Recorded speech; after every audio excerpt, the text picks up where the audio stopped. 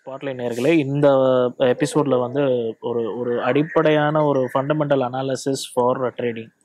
ட்ரேடிங்கில் வந்து முக்கியமாக இருக்கக்கூடிய சில விஷயங்கள் என்னென்ன, அதனுடைய அடிப்படையிலிருந்து எப்படி ஒரு புதிய நபர் இந்த இண்டஸ்ட்ரிக்குள்ளார இந்த விஷயத்துக்குள்ளார வர்றவங்க எப்படி மூவ் பண்ணணுன்ற சில நுணுக்கங்களை வந்து திரு ஜஸ்டின் அவர்கள் நம்மளோட பகிர்ந்துக்க ரெடியாக இருக்கார்.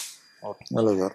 ஆக்சுவலாக வந்து ஃபண்டமெண்டல்ன்றது நீங்கள் ஒரு பொசிஷனல் ட்ரேடராக இருக்கணும் அப்படின்னு ஒரு லாங் டேர்ம் இன்வெஸ்டராக இருக்கணும்னா ஒரு ஃபண்டமெண்டல் அனாலிசிஸை நீங்கள் வந்து கற்றுக்கணுன்றது ஒன்றும் மார்க்கெட்டில் நிறைய அவைலபிலிட்டிஸ் இருக்குது. இப்போ மணி கண்ட்ரோல் போனீங்கன்னா நிறைய தெரிஞ்சுக்கலாம். ஸோ எந்த இடத்துல நம்ம வந்து கம்பெனியோட ப்ராஃபிட் ரிசல்ட்ஸ், அவங்களோட க்ரோத்து, அவங்களோட ஃபியூச்சர் பிளானிங் என்ன, இதெல்லாம் தெரிஞ்சுக்கிட்டா நீங்கள் ஒரு ஃபண்டமெண்டல் இதெல்லாம் கிளப் பண்ணும்போது ஒரு ஃபண்டமெண்டல் அனாலிசிஸாக வரும். ஸோ அந்த ஃபண்டமெண்டல் அனாலிசிஸை வச்சு தான் நீங்கள் ட்ரேடர் ஸ்டார்ட் பண்ண போகிறீங்க. ஒரு லாங் டேர்ம் இன்வெஸ்டராக போக போகிறீங்க. ஸோ ஒரு ஷார்ட் டேர்ம் ட்ரேடர்னா நீங்கள் டெக்னிக்கலி சவுண்ட் ஆனதுக்கப்புறம் நீங்கள் ஷார்ட் டேர்மாகவும் நீங்கள் இன்வெஸ்ட் பண்ணலாம். இதை நம்ம கொஞ்சம் எலாபரேட்டாக இப்போ நம்ம இந்த வீடியோவில் பார்க்கலாம்.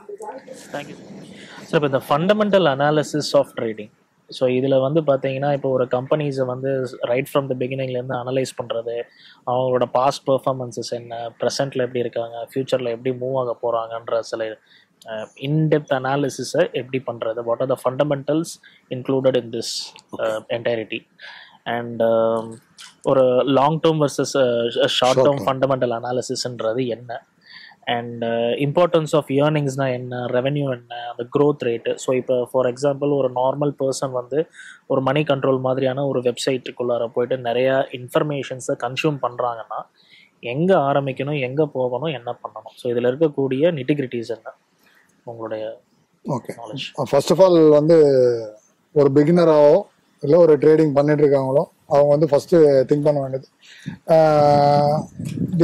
அவங்க வந்து ஸ்விங் ட்ரேடிங் பண்ணணுமா இல்லை ஒரு பொசிஷனல் ட்ரேடிங் பண்ணணுமான்றதை ஃபர்ஸ்ட் டிசைட் பண்ணுவாங்க.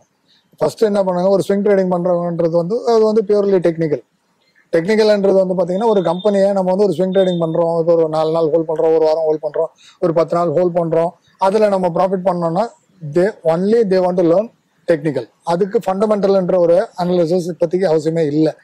ஸோ ரெண்டாவது வந்து பார்த்தீங்கன்னா இப்போ நீங்கள் ஒரு பொசிஷனல் ட்ரேடராக போகிறீங்க. ஸோ அந்த பொசிஷனல் ட்ரேடராக போகும்போது you want to invest for long term, இல்லை ஒரு 1 இயர், ஒரு 2 இயர்ஸ், ஒரு 5 இயர்ஸ், ஒரு 10 இயர்ஸ் நீங்கள் அதை வந்து ஏர்ன் பண்ணணும், அதை இன்வெஸ்ட் பண்ணணும், ஏர்ன் பண்ணணும் அப்படின்னு நீங்கள் நினைக்கும் போது சொல்றேன் இன்வெஸ்ட் பண்ணணும்னு நினைக்கும் இல்லப்பா எப்படி இருந்தாலும் கட் பண்ணும்போது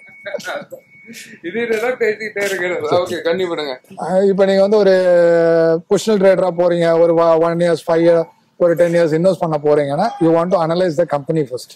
அந்த கம்பெனி என்ன ப்ராடக்ட் பண்றாங்க, அவங்களுடைய லாஸ்ட் 1 இயர் பேலன்ஸ் ஷீட் பார்க்கணும். ஸோ அவங்க என்னென்ன பண்ணிட்டு இருக்காங்க, இனிமேட்டு ஃபர்தரா என்னென்ன பிளான்ஸ் இருக்கு, அவங்களோட இது, அவங்க கம்பெனில எவ்வளவு டெப்ட் இருக்கு, இது எல்லாமே ஃபர்ஸ்ட் ஆஃப் ஆல் நீங்க வந்து ஒரு இப்போ நார்மலா பாத்தீங்கன்னா மணி கண்ட்ரோல் ஒரு பிளாட்ஃபார்ம் இருக்கு. அந்த பிளாட்ஃபார்ம்குள்ள போனீங்கன்னா நிறைய உங்களுக்கு கிடைக்கும். இந்த ரேஷியோஸ் எல்லாம் அவங்களோட ப்ராஃபிட்ஸ் எவ்வளோ எல்லாமே ஷேர் பண்ணுவாங்க. ஸோ அந்த இதை வச்சுதான் நம்ம இந்த கம்பெனிக்குள்ள போயிட்டு ஃபண்ட் பண்ணணுமா வேண்டாம். அதாவது ஒரு கம்பெனி வந்து எடுத்தோடனே நான் ஒரு 10 பேர் வந்து, அதாவது 10 பேர்ன்றது அவங்க வந்து எல்லாமே இந்த கம்பெனி நல்லா இருக்கு அப்படின்னு சொல்லுவாங்க. ஸோ அது வந்து ஷார்ட் டேர்முக்கு நீங்க நல்லா இருக்குன்னு சொல்றாங்களா, இல்ல லாங் டேர்முக்கு நீங்க அது வந்து எடுத்துட்டு போறது நல்லா இருக்குமா அப்படின்றத ஃபர்ஸ்ட் ஆஃப் ஆல் நீங்க அதை அனலைஸ் பண்ணணும். If you are short term trader definitely technical analyse பண்ணுங்க. If you are long term trader பொசிஷனலா போகணும் அப்படின்னு நீங்க நினைக்கிறீங்கன்னா கண்டிப்பா ஃபண்டமெண்டல் அனலைசிஸ் பண்ணணும். அந்த கம்பெனியோட ப்ராஃபிட் ரேஷியோ, க்ரோத் எல்லாமே பார்க்கணும். ஃபர்தரா அவங்களுக்கு என்ன பிளான்ஸ் இருக்குன்றத ஃபர்ஸ்ட் செக் பண்ணுங்க. இதெல்லாம் செக் பண்ணி அவங்களோட ஃபுல் பொட்டன்ஷியலை தெரிஞ்சதுக்கு அப்புறமா, ஏன்னா if you are long term investor நீங்க கண்டிப்பா ப்ராஃபிட் பண்ணணும்னா இதெல்லாம் தெரிஞ்சிருக்கணும். ஷார்ட் டேர்ம் இன்வெஸ்டர்னா டெக்னிக்கல்ஸ் தெரிஞ்சா போதும். டெக்னிக்கல்ஸ் தெரிஞ்சு ஃபண்டமெண்டல்ன்றது தேவைதான், ஆனால் பட் இருந்தாலும் அந்த கம்பெனி ஒரு ஷார்ட் டேர்ம் ட்ரேடர் பொறுத்த வரைக்கும் இன்னைக்கு இன்வெஸ்ட் பண்ணோமா நமக்கு அதுக்கு உண்டான ப்ராஃபிட், மார்க்கெட் மேலே போதா, இன்னைக்கு மார்க்கெட் நல்லா இருக்கு, இன்னைக்கு மார்க்கெட் மேலே போதா, அந்த இடத்துல ப்ராஃபிட் பண்ண வரலாம். ஸோ அந்த மாதிரி வந்து நீங்க ஐடியா பண்ணி நீங்க போனீங்கன்னா கண்டிப்பா 2 டிஃப்ரெண்ட் இருக்கு. ஸ்விங்குக்கு தனியா இருக்கு, பொசிஷனலுக்கு தனியா இருக்கு. பொசிஷனல் ட்ரேடர்ன்றது என்டையர்லி டிஃப்ரெண்ட். ஸோ பொசிஷனலுக்கு பிளான் பண்ணும்போது இதெல்லாம் பிளான் பண்ணுங்க, ஸ்விங்குக்கு பிளான் பண்ணும்போது இந்த மாதிரிலாம் பிளான் பண்ணுங்க. ஓகே, இப்போ செக்டர் அண்ட் மார்க்கெட் இதோட கம்பேரிசன் தான் என்ன? செக்டார்ன்றது 13 செக்டார்ஸ் இருக்கு சார். அதாவது நிஃப்டிக்குள்ள போயிட்டீங்கன்னா நிஃப்டி 50 ஒன்று சொல்லுவாங்க. அது வந்து இந்தியாவில் டாப் மோஸ்ட் 50 கம்பெனிஸ் எல்லா செக்டார்ல இருந்து பிக் பண்ணி வச்சிருப்பாங்க. ஸோ அவங்களோட ஃபிளக்சுவேஷன் வச்சு தான் இன்னைக்கு நிஃப்டி மூவ் ஆகுது. ஸோ அந்த நிஃப்டி மூவ் ஆகுறத வச்சு தான் இன்னைக்கு ஸ்டாக்ஸ் எல்லாம் எல்லாரும் நிறைய பேர் இன்னைக்கு ட்ரேட் பண்ணிட்டு இருக்காங்க. அதுல பாத்தீங்கன்னா செக்டார்ஸ்ல பாத்தீங்கன்னா 13 செக்டார் இருக்கு. Nifty auto, Nifty pharma, Nifty construction, Nifty FMCG, இந்த மாதிரி ஒரு 13 செக்டார் இருக்கு. ஒவ்வொரு செக்டாரும் ஒவ்வொரு மாதிரி ஆக்ட் ஆகும். ஸோ அதுக்கு தான் நீங்க டெக்னிக்கலை கத்துக்கணும்னு சொல்றதுக்கு காரணமே அதுதான். இன்னைக்கு வந்து நீங்க வந்து மார்க்கெட் நல்லா புல்ல இருக்கு, எந்த ஸ்டாக் போட்டாலும் புல்ல போகும்னா நீங்க ப்ரீவியஸ் மார்க்கெட் எடுத்து பாருங்க. இன்னைக்கு மார்க்கெட் வந்து எஃப்எம்சிஜி நல்லா இருந்தா இன்னைக்கு ஆட்டோ நல்லா இருக்காது. ஸோ நான் ஆட்டோவை பொறுத்த வரைக்கும் அன்னைக்கு ரெசிஸ்டன்ஸ் ஃபேஸ் பண்ணுவான். ஸோ அதுதான் டெக்னிக்கல். ஸோ அந்த ரெசிஸ்டன்ஸ் சப்போர்ட்ன்றது அந்த இடத்துல ஃபேஸ் பண்ணுவான்.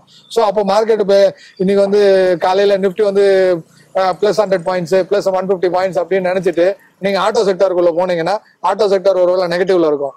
ஸோ அன்னைக்கு நீங்க ஃபெயிலியர் தான் ஃபேஸ் பண்ணுங்க. ஸோ அந்த மாதிரி செக்டார்ஸ் வைஸா நம்ம அனலைஸ் பண்றதுன்றதை கத்துக்கணும் first.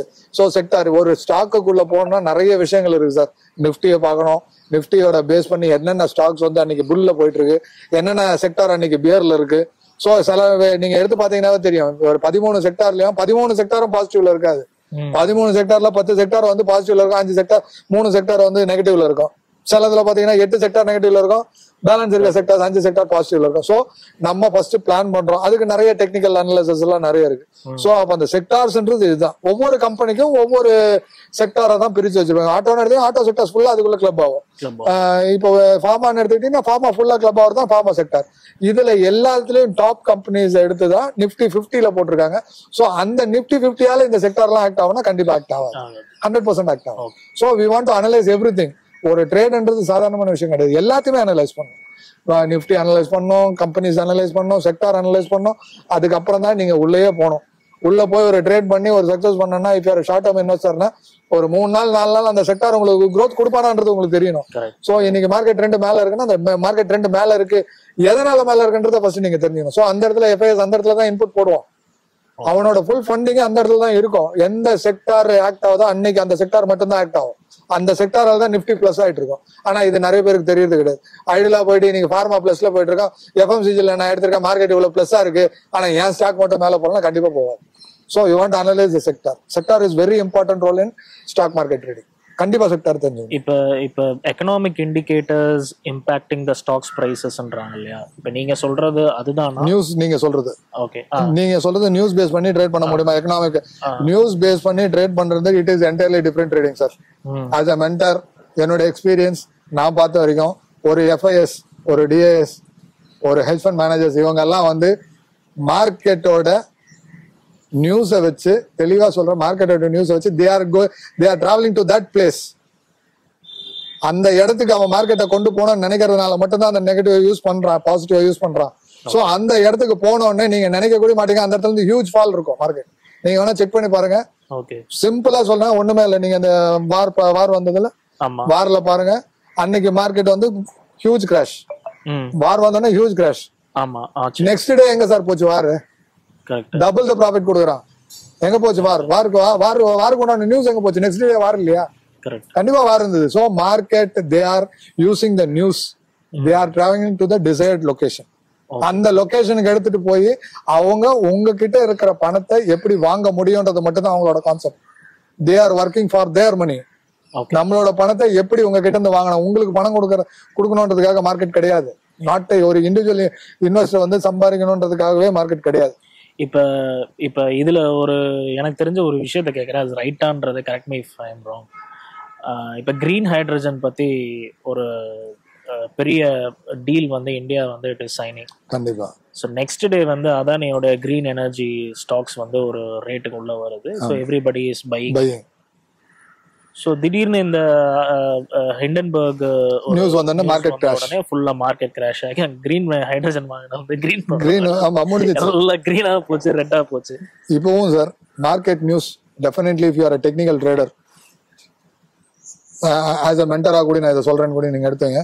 Technical trader must be a technical person. எந்த ஒரு நியூஸ் பேஸ் பண்ணி போகாதீங்க. ஓகே, இது வந்து ஒரு கம்பெனி வந்து ட்ரேடிங்க்கு சொல்றோம்.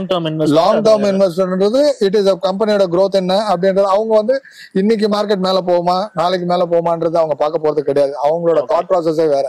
அவங்களோட தாட் ப்ராசஸ் வந்து லாங் விஷன், ஒரு ஸ்டாண்டர்ட். இன்னைக்கு இங்க வாங்கினா இங்க போவோம் சார். நான் வந்து இன்னைக்கு சுவிட்சர்லாந்து வந்து நான் ட்ரேட் பண்ணும்போது 15 years பேக் நான் சுவிட்சர்லாந்து வாங்கினேன். நான் அதுல தான் கத்துக்கிட்டேன். சுவிட்சர்லாந்து வாங்கி ட்ரேட் பண்ணி தான் நான் கத்துக்கிட்டேன். இன்னைக்கு சுவிட்சர்லாந்து நான் வாங்கினதோட ஷேர் பிரைஸ் கம்மியா தான் இருக்கு. அன்னைக்கு நான் பண்ணும்போதே 60 ரூபா தான் இருந்தது, இன்னைக்கு அதை விட கம்மியா இருக்கு. கிட்டத்தட்ட வந்து 15-16 இயர்ஸ் மேல ஆயிடுச்சு. அந்த கம்பெனி இன்னும் க்ரோ ஆகல. ஏன் க்ரோ ஆகல? அன்னைக்கு நான் 15 இயர்ஸ்க்கு முன்னாடி சுவிட்சர்லாந்து எனர்ஜி வந்து நல்லா மூவ் ஆகும், அப் ட்ரெண்ட் போவோம் அப்படின்னு நிறைய பேர் சொன்னாங்க. இன்னைக்கு வரைக்கும் அது வந்து மேல போவே இல்லை.